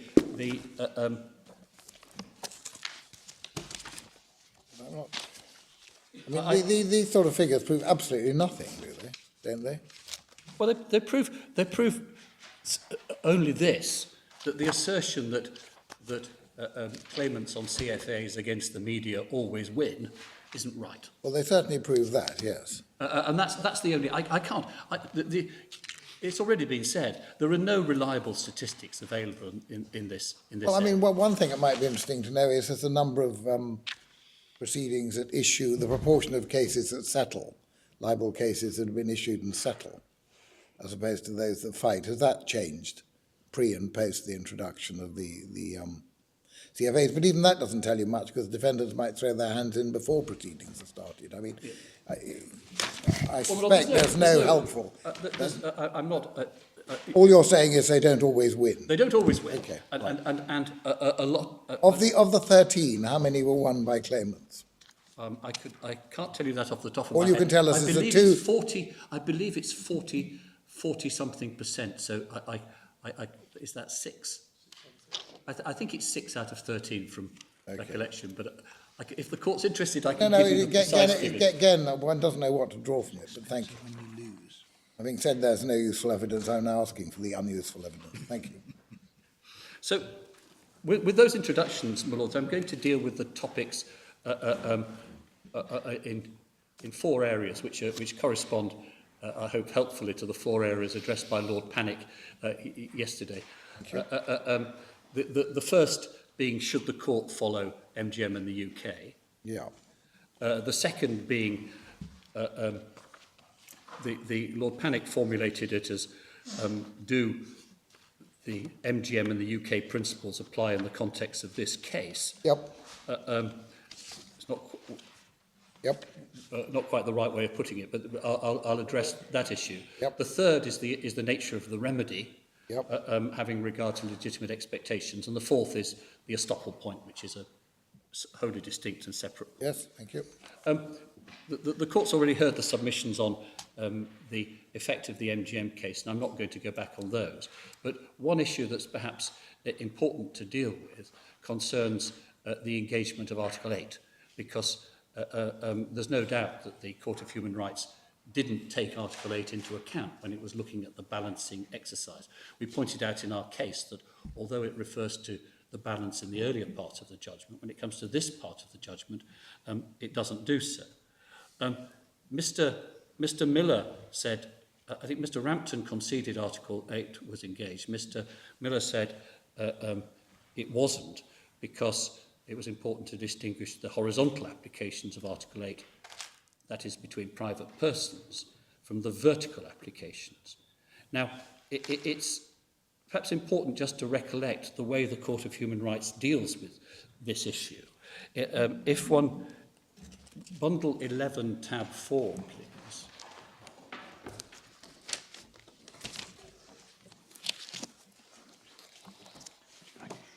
Is a case, the name of which I'm bound to pronounce wrongly. Yes. Armoniene, Lithuania, page 4414. Yes. That was a case which had concerned a claim in the domestic courts by a man who'd been described in the press as being HIV positive, and he brought a successful damages claim in the domestic courts for substantially for privacy, although there seemed to be a defamation element as well. But his complaint was that the damages were subject to a statutory maximum in Lithuania, which amounted to 2,900 euros. So the Article 8 complaint was that these derisory damages didn't provide him with effective protection for his right to private life. The complaint's actually brought by his wife because he'd unfortunately died before the hearing took place.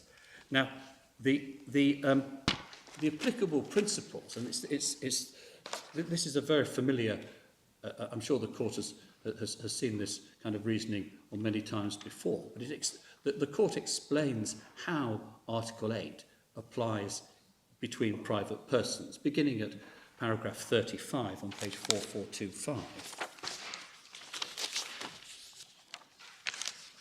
So it points out that Article 8 is essentially about protecting the individual against arbitrary interference by the state, but then goes on to talk about positive obligations, which may involve measures to secure the right as between individuals. Says, paragraph 37, the applicable principles are similar, whether a negative or positive obligation is involved. A fair balance must be struck between the competing interests of the individual and the community as a whole.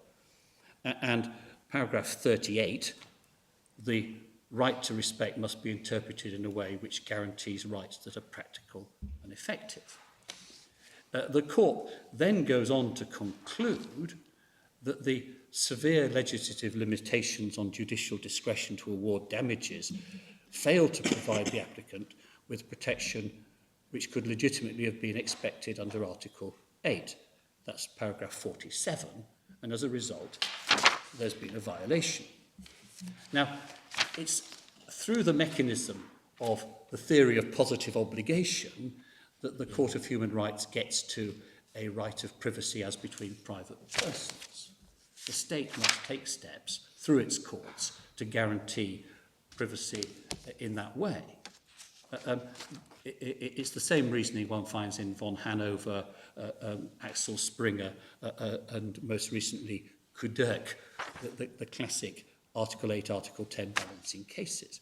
Why this case, we say, is important in this context is it shows that part of that effective protection for your Article 8 rights involves making sure the court processes are able to provide that protection. Here, they weren't able to provide that protection because of the limit on damages. But the same reasoning must apply, we say, in relation to a court system which, due to the costs and the costs of obtaining access to justice, puts you in a position where you can't vindicate your Article 8 rights. So, in other words, the state has part of the state's positive obligations under Article 8 are to provide effective access to justice to permit people to vindicate their Article 8 rights. Now, that's obviously a qualified right. There's we've cited the well-known case law on the access to court in our case, and I won't go back to it now. But it's got to be balanced, and there are considerations of economics and public policy. But the importance of the Article 8 rights in the cases of this sort, the cases of the sort that the court is concerned with, where there's been large-scale privacy invasion by a private body, the importance of the state taking steps to ensure that those rights can be vindicated is something which we say weighs very heavily, or should weigh very heavily, in the balance when one comes to look at the acceptability of the 1999 Act scheme for providing access to justice. Because again, it's not necessary to turn it up, but it's I think, plain beyond argument that the phone hacking at the News of the World, phone hacking at Mirror Group newspapers were only able to be exposed and dealt with because of the availability of CFAs. And if individuals had not had access to justice in that way, they would not have been in a position to vindicate their Article 8 rights. That vindicates what's gone in the past. It also provides ongoing protection because doubtless Mirror Group is not going to engage in phone hacking again in a hurry, one hopes. So the fact that these actions have been brought also provides future protection against Article 8 invasions. Now, I don't, of course, say that I don't say this is a trump card or this necessarily outweighs any other rights involved in the assessment, but we say it's something which the Court of Human Rights doesn't factor in Mirror Group, unsurprisingly because of the imbalance of argument that the court faced, as Mr. McCormick has pointed out. I mean, not only did it not have the government wasn't represented by counsel. On the other side there was Lord Panic and Mr. Starmer, as he then was. Only assisting someone, except. No, they were the. You look at the way. No, but that's the way it always. But it was always put that way. And anyway, it was written submissions. Yes, and but also there were no interventions received from anybody on the other side. All the interventions were one way. Can I just ask, did we also overlook Article 6 in Lawrence and Fen Tigers? Article 8 in Lawrence and Fen Tigers, because, I mean, on a lesser scale of gravity, they were seeking to defend their rights to live in peace and quiet, free of nuisance in their home. Well, my Lord, yes. The article could have been a relevant factor there. My Lord, it could, and Article 8 could and perhaps should have been put into the balance in Lawrence and Fen Tigers itself. So that's my first point in relation to under the heading of Mirror Group newspapers, supporting my general submission that the court shouldn't be following it. The second subheading, as it were, concerns the development since 2011. And Lord Panic put the position very high. He said that the flawed nature of the statutory scheme is now even clearer than it was in 2011 because, to quote his words, we're now in the bizarre position of additional liabilities only having survived in the context of freedom of expression cases. Well, we don't accept that at all. The position is that in contrast to 2011, where the government was defending the scheme on a general basis, the government now has reached a specific decision to retain the scheme for both claimants and defendants in publication cases on an interim basis. There's no doubt, and your lordships have seen the history, and I don't have to go back to it. There's no doubt this is a temporary decision. It's not something that they think should be in place forever. But it's an interim decision made with the knowledge of both the Jackson recommendations and the decisions in Mirror Group newspapers. The government decided to extend to continue the LASPO provisions, not to apply LASPO in relation to publication and privacy cases, in the full knowledge of those matters. It's a different policy decision from the one being considered in Mirror Group. Will it stand scrutiny, though? I mean, in Strasbourg, surely they're quite likely to say, come on, you must make up your mind at some point. You can't go on endlessly having consultations and statements and papers. There must be something better. You've accepted that it's not really at least ideal. Well, my Lord, no.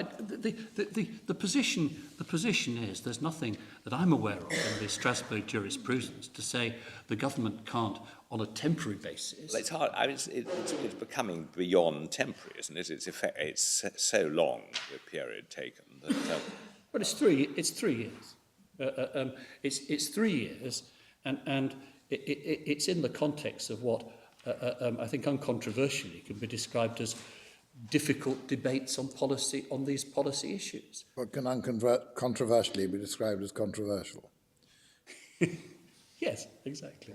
Yeah. The core issue is as cited in Lawrence, the court, my Lord Lord Newberger, in his joint judgment with Lord Dyson, cited paragraph 110 from Animal Defenders. It's It's found at bundle 11, tab 3, page 4405. Not necessary to turn it up, but where the court says in that case that the core issue is whether in adopting a general measure and striking the balance it did, the legislature acted within the margin of appreciation afforded to it. Now, the policy decision taken in this case was based on a very specific recognition of the need to provide effective access to justice to victims of media abuse. This came directly, and this is common ground, as a result of the recommendations of the Leveson inquiry. Lord Justice Leveson says, these terrible things have happened and we need to do something about it. And the government recognises that it needs to do something about it, and so as a result, keeps the 1999 Act scheme in place to promote access to justice. Now, it's important to... Lord Pannick says, well, Lord Justice Leveson didn't recommend CFAs, and that's right. But he didn't... What he did recommend was more subtle. And it's perhaps worth turning it up. It's in bundle 5. Yep.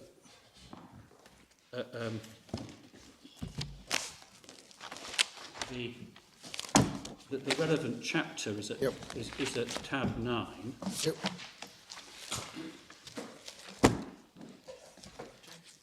I said Jackson. Leveson. It's Leveson. Did I say Jackson? I meant. I'm so sorry. I meant to say Leveson. So what Lord Justice Leveson in this chapter is considering. Page. Yeah, I'm so sorry. The page begins at 1536, and Thank you. I'm going to go first of all to 1549. Thank you. Right.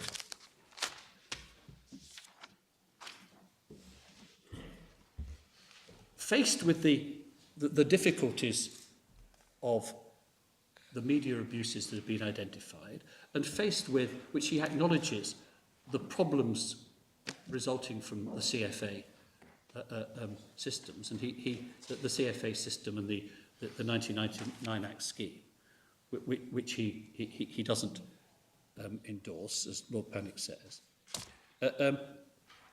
His solution is 1549, paragraph 6.2,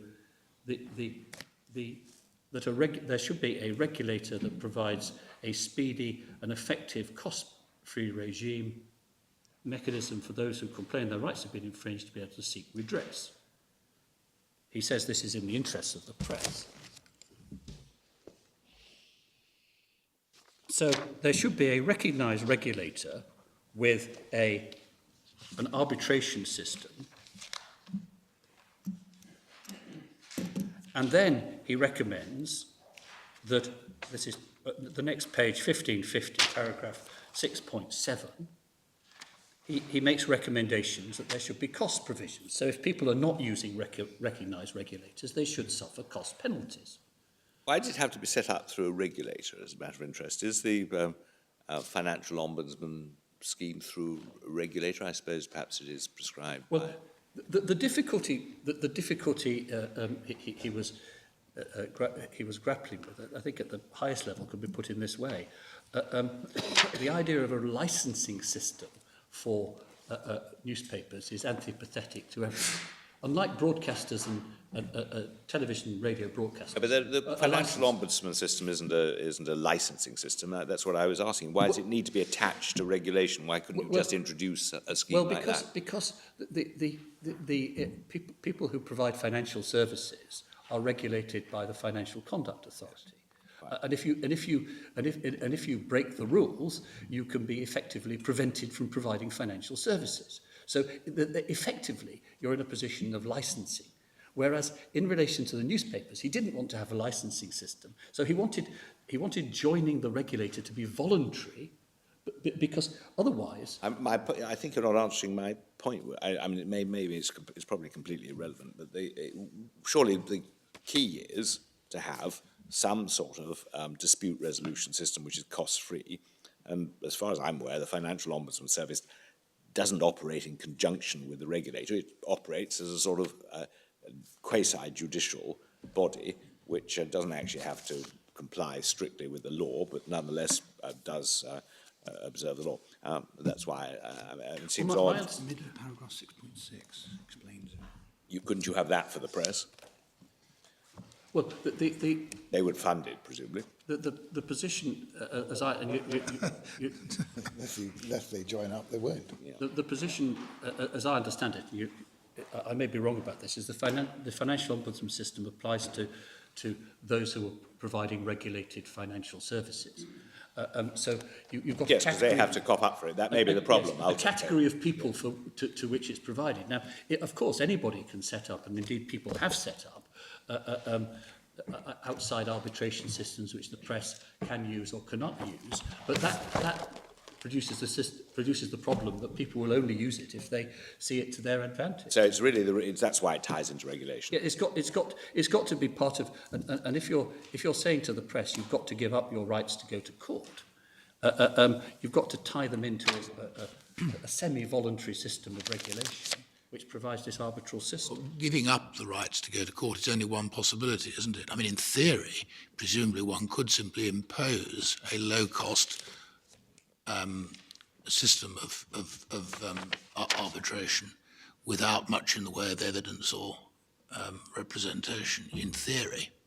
Well, you couldn't impose it. You have other courts, but perhaps this is a somewhat... Yeah, you'd have an Article we have enough problems to decide without worrying about this one. But whatever the reason, and it's clear from this section, we would say that the reasons are thought through and coherent. Anyway, this is the best that they came up with. Yeah. The best he could come up with the costs incentive, but then the position is and over the page. Yep. 6.7, 6.8 is where he's talking about costs. And then 6.10, Yes. that the recommendation in the blue box, in the absence of the provision for an alternative mechanism for dispute resolution available through an independent regulator without costs to the complainant and so on, I recommend that qualified one-way cost shifting be introduced.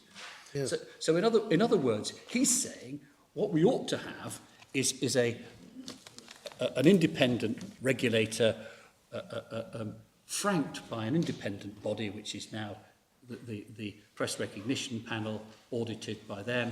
We ought to have such a body. That's the best solution. But in the absence of that, then the next best thing to do is the Jackson Quox recommendation.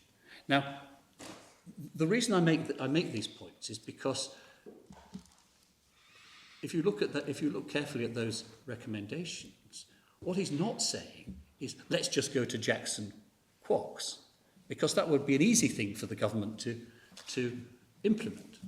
They could simply revert to some version of Lord Justice Jackson's recommendation, and there wouldn't be a reason for the delays which are so troubling Lord Mance. But the difficulty is, on Lord Justice Leveson's recommendations, it's tied in. The preferred solution is something more complex, which has taken a long time to develop. And the first recognised regulator was only recognised in the background's already been explained to the court, was only recognised in the October of this year. So his preferred system for promoting access to justice is not there. And so one can quite see why, as a matter of policy, the government are holding back on moving to his less preferred option, which is Quox. So it's not just we would say, a paralysis of government, as it might look when you see these succession of reports. It's a coherent strategy to try and solve a very difficult problem. So Parliament is, and then the Crime and Courts Act, which again, it's not necessary to turn it up, it's at Bundle 4, tab 11, 1121. The Crime and Courts Act is an attempt to give statutory effect to Lord Justice Leveson's recommendations about costs. Now, that's controversial. There's the consultation. It hasn't been brought into force. I can't rely on it, as it were, as something available to the press tomorrow, and it wouldn't be relevant to these cases anyway. But what it does show is the legislative attention, the balancing and consideration that's being given to these issues. There is no doubt that Parliament and the government have, in the 6 years since Mirror Group, been thinking about how to sort this difficult policy issue out. They haven't just been, as with some other cases, simply ignoring a decision of the Strasbourg court. What they've been doing is trying to reach a solution which is appropriate for the difficult and unusual circumstances of the English legal system. Lord Panic says, well, they don't have it anywhere else. But I think as various members of the court pointed out, the English legal system is very unusual in terms of, certainly in European terms, and the way that it deals with trials, the way it deals with costs. But a specific English system needs to be worked out. And we're on the road to doing it, but we're not quite there yet. But we say that the temporary solution, the interim policy decided on by the government, is not one which this court should be tempted into destroying, leaving nothing in its place. Because if this court said the scheme is unlawful, there's nothing else. So there will be no access to justice in these cases at all, or no support for access to justice. My next heading is new proportionality. The court has already been told, and it's in all the cases, that there's a new proportionality test in the post-Jackson era, and that effectively is designed to overturn the decision of the Court of Appeal in Lowndes, so that necessity is no longer the touchstone of proportionality. There's in cost assessment, the way it now works is right at the end of the assessment, under the new proportionality test, the cost judge stands back and looks overall at the costs and decides whether they're proportionate or not. Or even having found the individual costs are proportionate and reasonable, he or she may then reduce it by 10, 15, 20, 50% to reflect overall proportionality. Yes.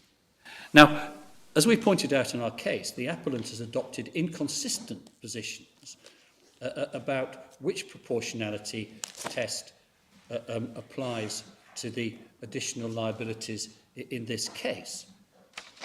In its written case before this court, paragraph 34, I don't think it's necessary to turn it up, it says that the old rules are preserved. However, in the detailed assessments in these cases, it says that the new rules apply. Lord Panic said, well, none of this really matters at all, because this is just confusing two notions of proportionality. It doesn't really help in this issue, the issue before the court. Well, that's not right, for this reason, that if the new proportionality test is applied, what it means is, in practice, additional liabilities are not recoverable. Because in the end, the court stands back and says, is this a proportionate figure? And effectively, the same thing applies whether there's a privately paying client or someone on a CFA. So you say that the court looks at proportionality, not overall proportionality now, post-Lowndes, as it were, in relation to the base costs and in relation to the base costs as increased by... The decision in BNM, which is at tab 6, bundle 6, tab 4, 1958. Yep. In that case, the senior cost judge held that the new proportionality test applied to additional liabilities as well as base costs. But you're not going to accept that. We don't accept that, and there are two subsequent contrary decisions. There's one that's referred to in our case, in a case called King, and there's one since the case was put in, which is at bundle 14, tab 1, 5782. The point I'm making is there's 2 points I'm making under this head. The first is that the new proportionality test, if applied to additional liabilities, would render this appeal completely odious. That's because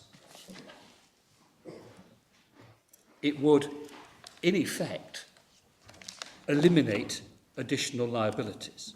That point is curiously accepted by the appellant. It is perhaps worth looking at this. It's at bundle 3, tab 5, page 980. This is the appellant's case. 980. 980, paragraph 131.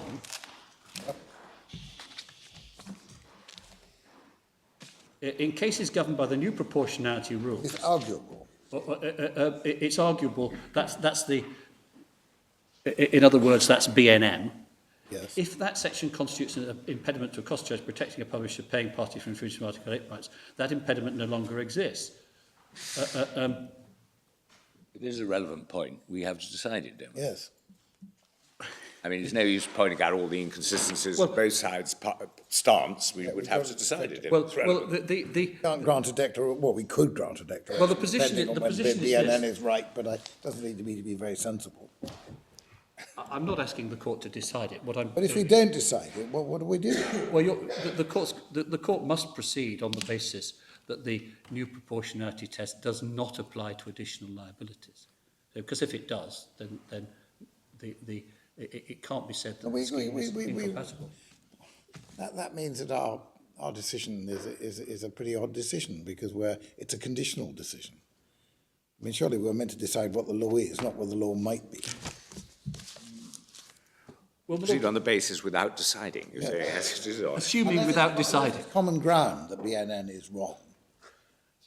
Well, I assume it isn't. it isn't common ground. No, it's now BNM is being defended by Mirror Group in the Court of Appeal. Right. Yes.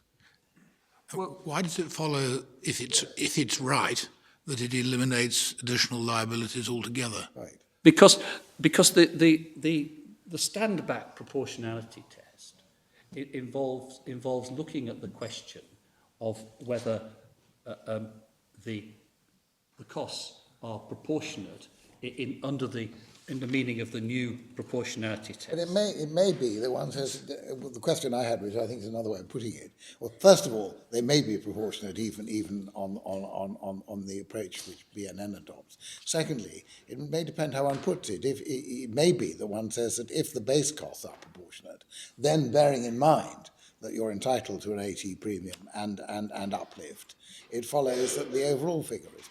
I mean, Lord, It all depends how you define, how precisely you define proportionality. but Lord Justice Jackson, in his report, said that if proportionality was not tied to necessity, additional liabilities would always be disproportionate, because the proportionate costs are what a privately paying party is paid. Well,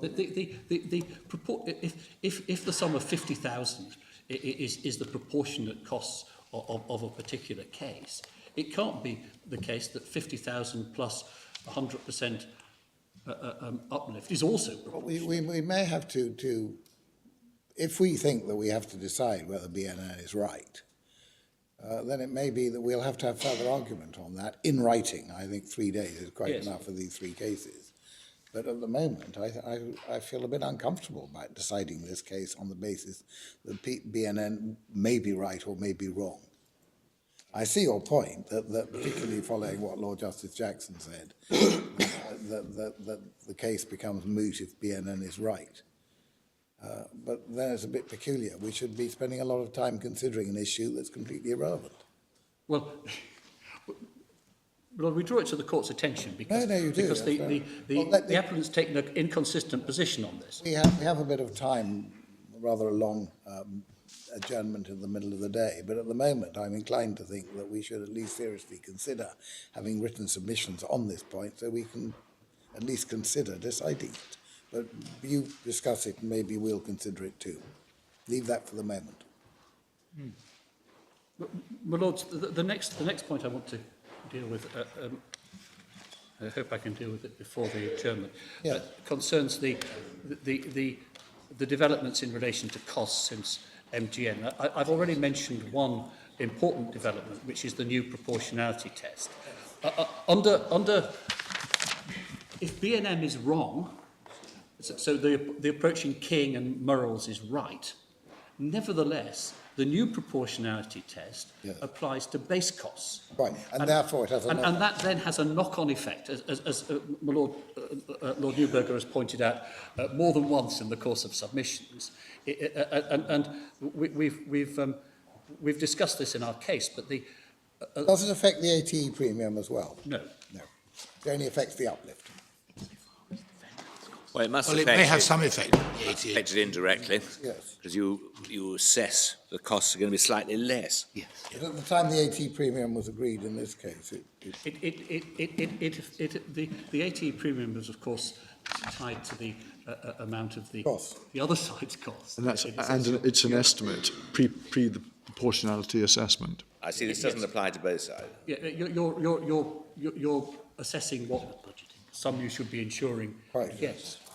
it applies to uplift and may have a bit of effect. An indirect effect, but it certainly has a substantial potential effect on the. So insofar as the defects of the scheme is excessive costs, there's a downward pressure exerted by the new proportionality test. Yes, thank you. The other major development, and it's relevant to all these cases, or all my cases, is the power of cost budgeting. Yes. Because the second Jackson flaw, which concerned in effect the problem that you only looked at costs at the end and by then it was too late, it is completely overcome because now you have a system whereby the parties exchange cost budgets at a very early stage. That I don't know how familiar the court is with cost budgeting, but there's a budget for each phase of the litigation. The budgets can't be transferred between phases. So in effect, it sets a limit for each part of the litigation, and that is something which maybe the parties present their cost budgets, and they may be subject to. They're subject then to judicial control. But the parties can agree the budgets, can't they? The parties and they can bypass judicial control, but if we're talking about the defendant wanting judicial control, he can't be forced to agree to avoid it. That's right. And the cost budget can be very substantially reduced by the master or the and proportionality is taken into account at that stage. Okay, thank you. And the court has an obligation to look at the budgets when it makes case management decisions, and so the whole idea of a cost of parties racking up huge costs to put pressure on the other side is overcome by cost budgeting. It was introduced generally as part of the Jackson reforms on the 1st of April of 2013, and I think has already been mentioned, there was a pilot scheme in relation to defamation proceedings, and that pilot scheme was in fact adopted in relation to the News of the World phone hacking litigation. So there was cost budgeting in that litigation, and there should have been cost budgeting in this litigation, but that was, as I've said, and this is, I think, common ground, it's referred to in the statements of facts and issues, was derailed by the way that the Mirror Group made late admissions in this case. Thank you.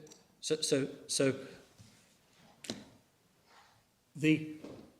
these are, we say, a complete answer to the so-called second Jackson flaw, the one relied on in MGN. Yep. Now, my lords, I was going to. My next heading is a longer one, and it may be. Well, I think let's make a start. Very well. The position in relation to MGM is a, we've said is a case which this court shouldn't follow. Yes. What this court should be doing is looking, we say, at the balancing exercise now, because it's being asked to declare that the recovery of additional liabilities in this case is unlawful. Yep. Because of Article 10. And the question is, if we're looking at a scheme level, is whether the scheme that's in place now strikes a fair balance between the various convention rights. We say, as I've already indicated, it's within the discretionary area of judgment of the government. It's a general measure justified by the need to provide access to justice because there's a pressing need for such access, particularly in cases of press invasions of privacy like the present one. It's clearly a scheme prescribed by law, and the question is whether, in the end, it strikes, the convention question is whether it strikes a fair balance between the various rights in play. Yes. Articles 6, 8 and 10. So, in relation to that, we say it does strike a fair balance on in the circumstances of these cases, essentially for these reasons. First, that, as I've already indicated, the rights in play are of equal or similar importance. Yep. The Article 10 rights of the media are not trump cards which take precedence. Yep. Secondly, a point which has already been made, but was never referred to in the Mirror Group, the MGM judgment in Strasbourg, is that the scheme can be used to protect the Article 10 rights of media defendants as well. Thirdly, it doesn't have to be media defendants. No. It could be individual defendants too. Yes. The media perhaps being used in this sense in the widest its widest meaning, covering anybody who's engaged in publication. Many cases now involve. That's what we're being told by Mr. McCormick. Yes. Yes, and those are precisely the people that need access to justice. The imposition. Next, the imposition of high costs on losing litigants is rationally, as this court has analysed in Lawrence, it's rationally connected to the objective of securing wider access to justice, and indeed has been demonstrated to secure that objective. In terms of less intrusive measures that could be adopted without compromising the objective, we say that in any view, the devising of such less intrusive measures is difficult, and has so far no acceptable policy solution that has been achieved. The appellants suggest, in effect, two things. The first is the payment of a modest success fee out of damages. Well, bearing in mind the level of damages in most defamation and privacy cases, simply not going to work. A few £1,000s is not sufficient to compensate lawyers for losing.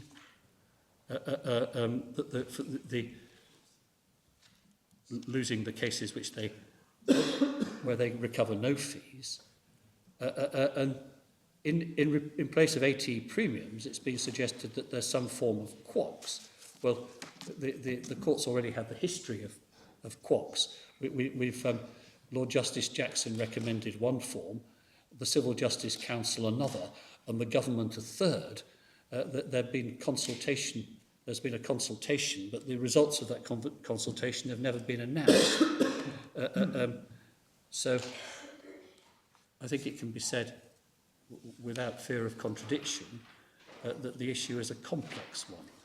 I think the media opposed both the Jackson proposal and the Civil Justice Council proposal. I think they were in the minority on the committee. And finally, there's